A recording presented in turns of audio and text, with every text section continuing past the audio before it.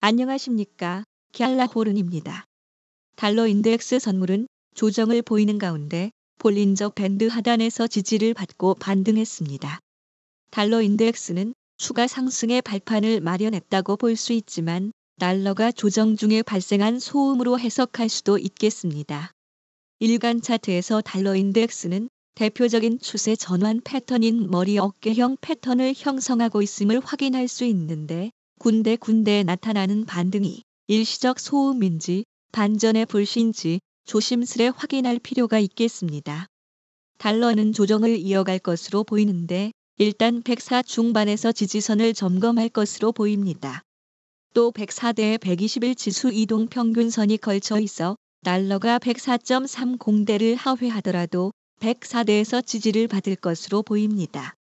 중장기적으로 봤을 때 달러는 2022년 9월에 110을 넘어서 113대까지 상승한 바 있고 지난해 1월부터 달러는 100과 106 사이를 오가고 있습니다.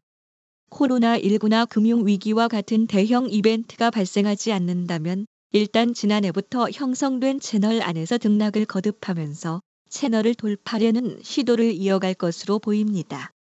세계 경제 특히 유로존 경제가 침체를 벗어나지 못하고 있어 달러가 100 이하로 떨어지며 장기 지지선을 확인하기보다는 2년 전 고점을 돌파해 새로운 추세를 테스트할 것으로 보입니다.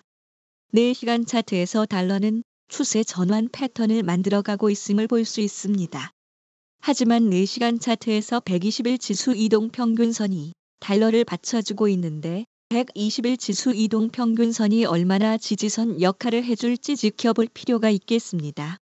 달러 인덱스는 121 지수 이동 평균선에서 지지를 받았지만 21 이동 평균선에 막힌 만큼 반등보다 하락 지속에 더 관심을 가질 필요가 있겠습니다. 달러가 조정에 들어가면 일단 104.10대에서 지지선을 점검할 것으로 보이고 103 중반대도 달러를 지지해 줄 것으로 판단됩니다.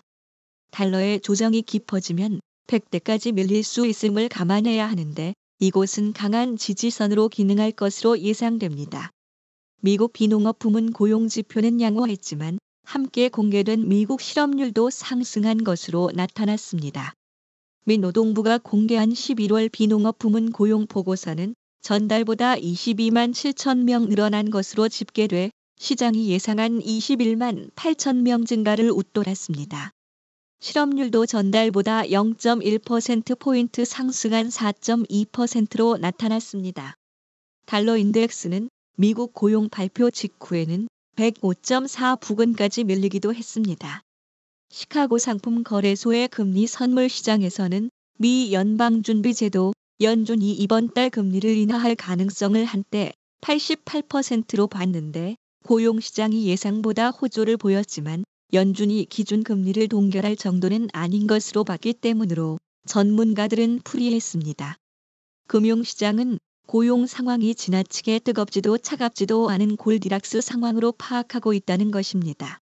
TD증권의 제너디 골드버그 금리 전략가는 실업률 상승이 부정적이지 않다며 이번 결과는 연준이 이번 달 추가 금리 인하를 의미하는 것으로 봤습니다.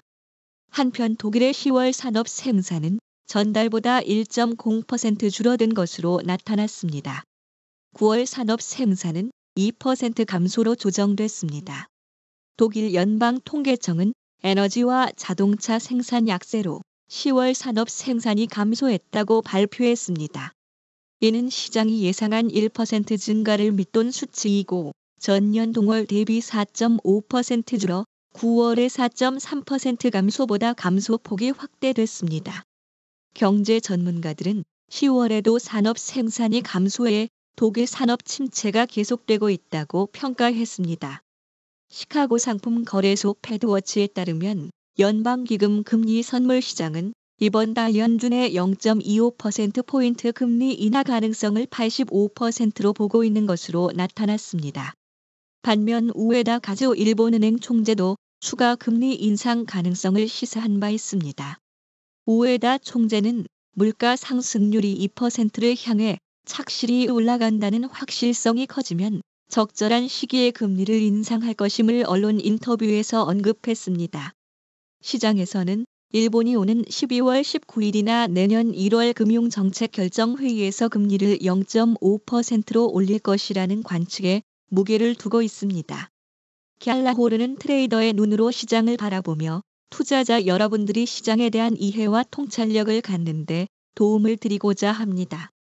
갤라호른에서 제공하는 보고서는 참고용으로만 활용해 주실 것을 말씀드리며 투자에 대한 책임은 전적으로 투자자 자신에게 있다는 점을 유념하시기 바랍니다.